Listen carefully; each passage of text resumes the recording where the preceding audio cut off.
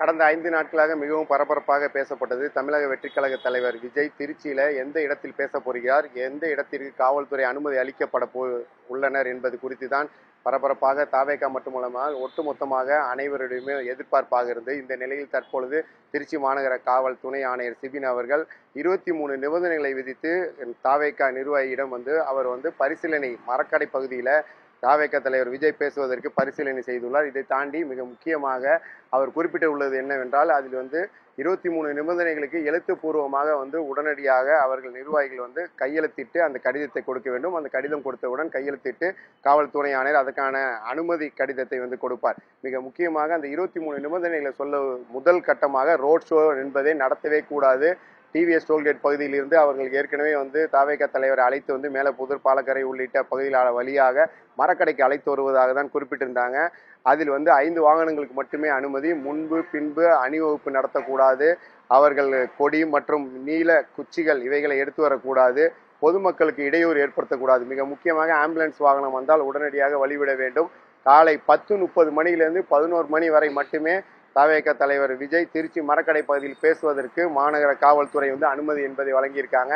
இந்த 30 நிமிடம் பேசும் அந்த நேரம் என்பது மட்டுமல்லாமல் அதற்கு முன்னதாக 9:30 மணி அளவில் திருச்சி மரக்கடை பகுதியில் தொண்டர்கள் மற்றவர்களை அவர்கள் ஒருங்கிணைத்து அங்கே கூட வைப்பதற்கு தாவேகாவினர் அதற்கான அனைத்து நடவடிக்கைகளையும் மேற்கொள்ள வேண்டும்.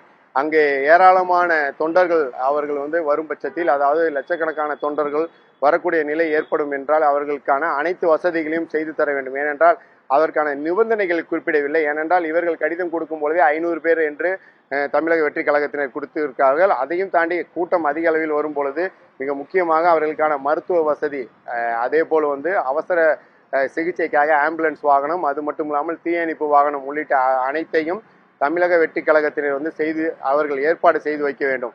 அதே போல் வாகன நிறுத்தும் இடம் அவர்களே அந்த பகுதியில் எந்தெந்த இடங்களில் சாலைகளில் எந்த வாகனத்தையும் நிறுத்தக்கூடாது, அதற்கான இடங்களை தேர்வு செய்து அந்த இடங்களில் 4 சக்கர வாகனங்களை 2 சக்கர மற்றவர்களை நிறுத்துவதற்கான வழிவகைகளை செய்ய வேண்டும். மிக முக்கியமாக பள்ளிக்கு செல்பவர்கள், விமான நிலையம் செல்பவர்கள், அவசர வேலையாக செல்பவர்கள் அனைவருக்கும் வழிவிட்டு பொதுமக்களுக்கு எந்த விதமான இடைஞ்சலை ஏற்படுத்தக்கூடாது.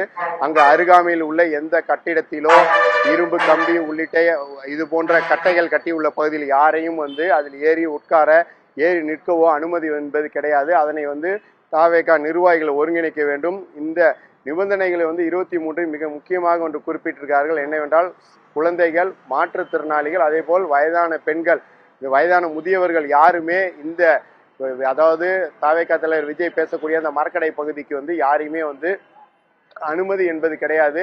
அவர்களை அழைத்தும் வரக்கூடாது தாவேகாவினர். மிக முக்கியமாக இவை அனைத்தையுமே இவர்கள் கடைபிடிக்க வேண்டும்.